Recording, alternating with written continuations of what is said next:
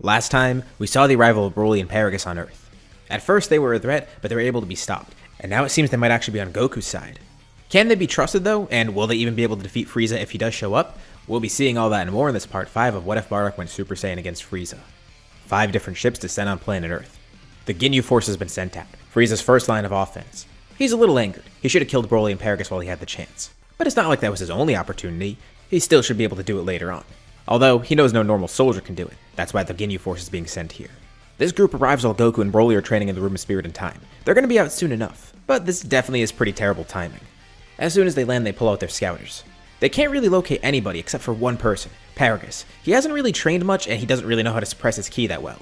And while his power isn't insanely high, it's definitely high enough for the scouters to pick up. They don't know who else is with him or how many there are, but it looks like they're going to have to find that out on their own. Paragus obviously has a scouter of his own too, and everyone else can sense ki. A few different fighters show up. Krillin, Ten, Chaozu, and Yamcha are there. Now Yamcha's obviously a little bit behind because he hasn't been taking his training too seriously. But now knowing that Earth is under threat, he kinda did want to pick it up again. And surprisingly enough, Chaozu's actually above Yamcha right now. He obviously never went to King Kai to train, but he was training with Kami this entire time. It is a pretty strange crew, especially because one more person joins them, Piccolo. Of course, he's not allied with them, but this is definitely an enemy of my enemy situation. And Piccolo claims he's here because he knows that they're going to try and take over Earth, and that's kind of his objective. Right, Krillin and Ten don't really know if they believe that. Krillin can obviously tell that Piccolo's not the same as before. He's still a bad guy and kind of an ass to them, but he knows all the showmanship about wanting to take over the Earth is just him saving face, basically. The Ginyu Force arrives. It's a 5v6. Although they're not too concerned, these other people don't really have high power levels. Some of them don't even register. Paragus is actually the strongest here, with a power level that's not even 10,000 yet. But Krillin says the Ginyu Force shouldn't underestimate them. Everyone besides Paragus charges energy, showing off some of their power. And Ginyu notes a huge increase, at least before his scouter explodes, as well as all the others. Looks like some of them have power levels in the 5 figures, but he doubts it goes beyond that. Guldo starts the battle by stopping time, and once it resumes, the entire group is surrounded by trees turned into spears. The humans simply destroy the ones directed at them, while Piccolo extends his arm and grabs one, flinging it right back at Guldo and skewering him. He doesn't know what that guy's ability was, but at least he was pretty physically weak. Jace and Burter then attack together, aiming for Yamcha and Chaozu, only to be outsped by Krillin. Burter can't believe it, he's supposed to be the fastest in the universe, but it seems Krillin's a bit faster. All the while, Ginyu and Recoome fight Ten and Piccolo, with Paragus just kinda taking cover because he actually is out of his league here. Although to be fair, Yamcha kind of is too. Jace and Burter are defeated, with Ginyu able to pull back for a bit, telling Recoome he has an idea. As Recoome tries his best to face Ten alone, Ginyu then injures himself and changes bodies with Krillin. No one expected this. Ten's able to defeat Recoome right away, but now, Krillin and Ginyu have completely swapped bodies. Before, the Ginyu Force wasn't an issue, but doing this actually does help Ginyu out. And Ginyu's amazed. He didn't realize they were this powerful. Of course, he doesn't have control over Krillin's full power, but even just a partial amount of it surpasses his old body. Krillin is left in Ginyu's body wondering what the hell just happened, but Ten tells him not to worry, he'll face this guy, as he then charges more energy, showing off his full strength. At first he thought this would be an issue, but now that he's fighting Ginyu, he could see that he doesn't have Krillin's full power. That's a big relief because if he did, he would have definitely lost here. But he commends Ginyu for realizing that Krillin was a great warrior. Stealing his body was a great move, but he just doesn't know how to utilize that power, and Ginyu doesn't truly understand what makes them such great fighters. He lands a flurry of punches on Ginyu, being sure not to damage Krillin's body too much. Ginyu simply laughs it off, but Ten says that he's not trying to hurt him. He then starts charging a massive amount of energy, then lifting his hands up in the air, yelling for Spirit Fission. This catches Ginyu off guard at first, not knowing what's happening, but then he's torn out of Krillin's body, with Krillin and Ginyu being sent into their own bodies. And the first thing Krillin does back in his original body is killing Ginyu. They still aren't really too sure what happened, but Ten thought that this would at least work here. Goku never really ended up learning this in Otherworld because he was mainly focused on training towards Super Saiyan. He did pick up on some other techniques, but this is one of the things that he couldn't spend time on because it did take a lot of time. But as for Ten and Krillin, they weren't focused on getting Super Saiyan. Once they learned all the other things, they went back to some yard rats in Otherworld and actually picked this up.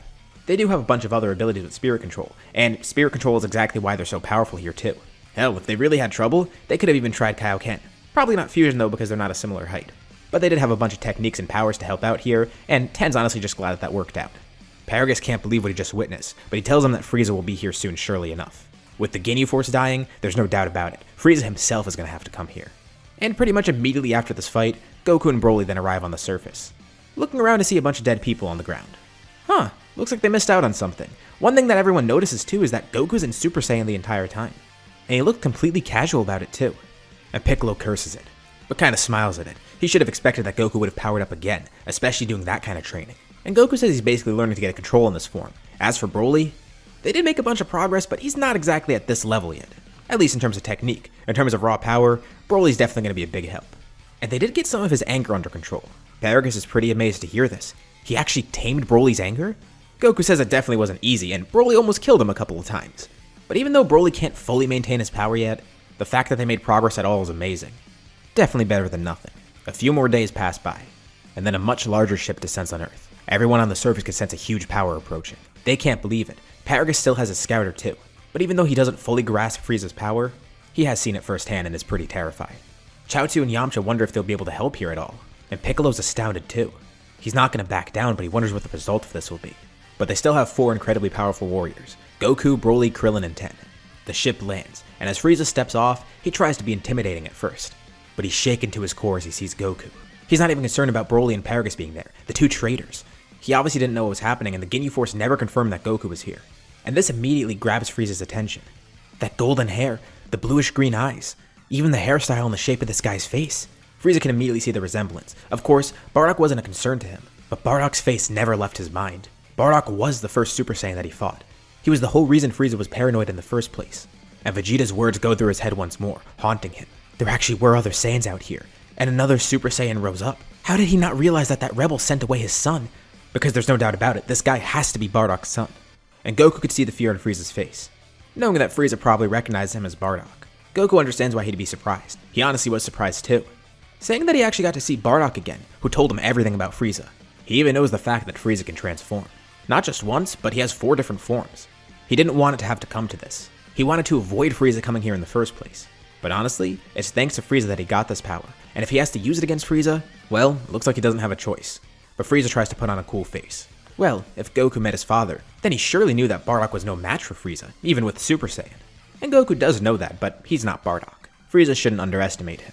Frieza says he's not. Honestly, he could probably beat Goku with his first form alone.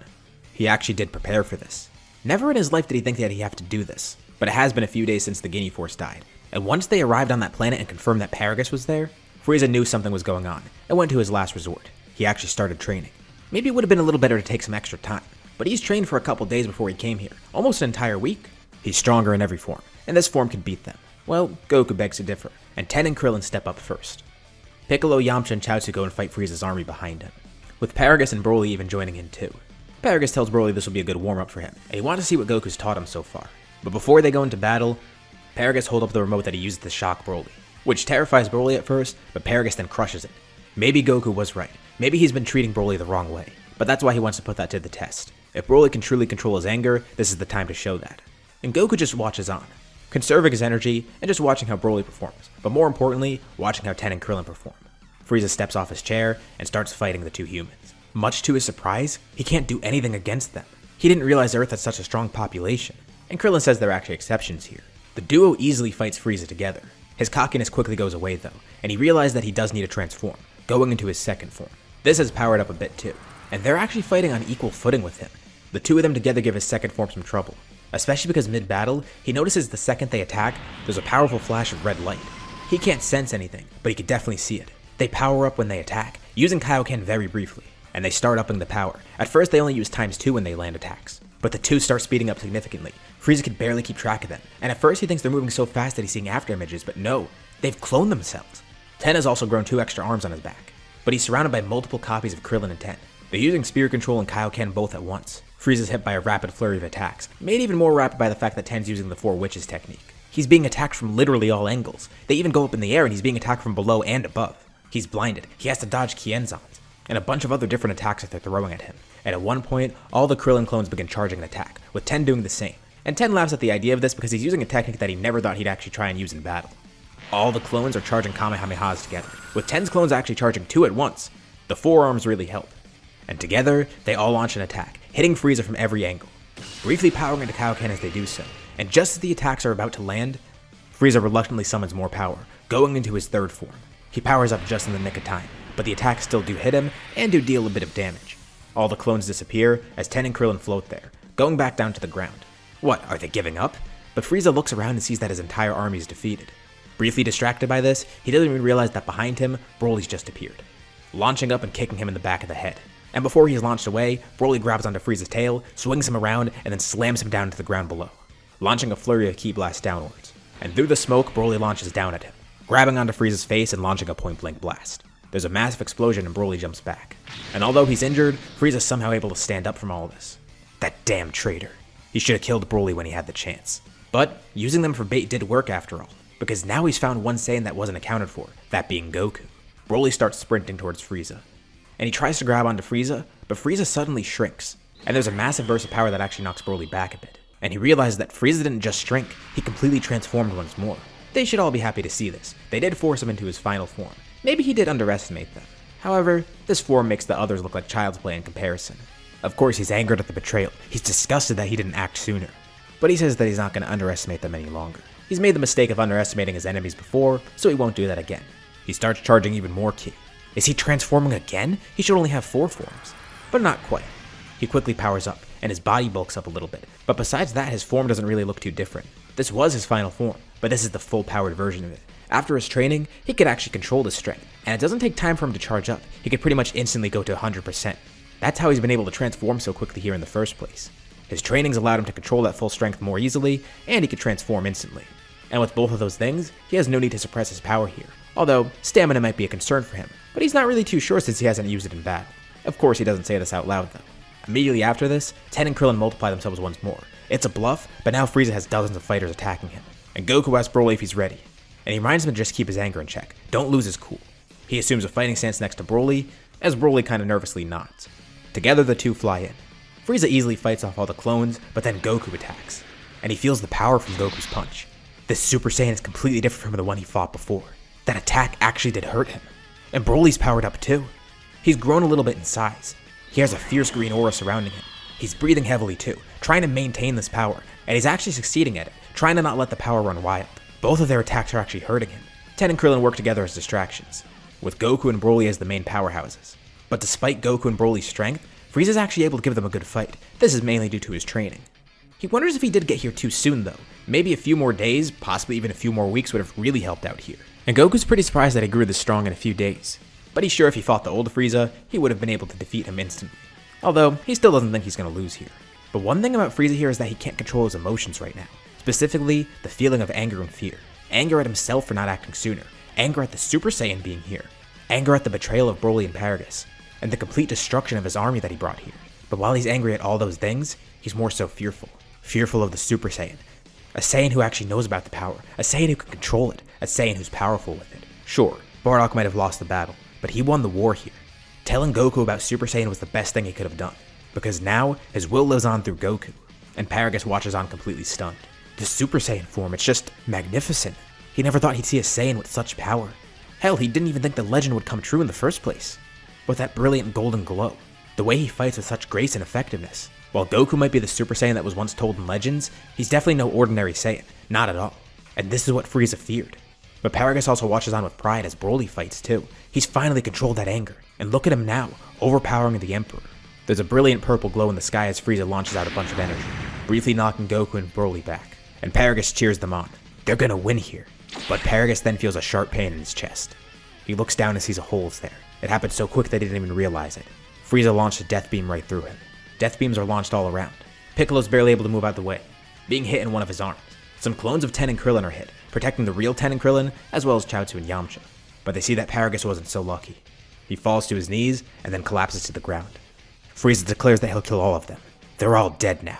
But Goku's face contorts into a look of fear, as he looks over at Paragus' corpse, and Frieza tries to mock him. What, is he terrified to see one of his friends die?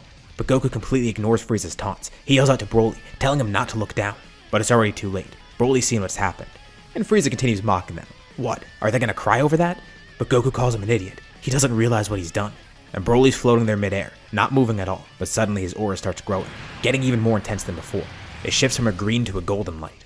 Goku yells out to everyone on the ground below, telling them to leave now. To think, they trained all this time. They would have won here. They were just about to defeat Frieza. But now Frieza's caused a big problem, not just for himself, but for everyone here. And Frieza watches as Broly powers up. What's going on?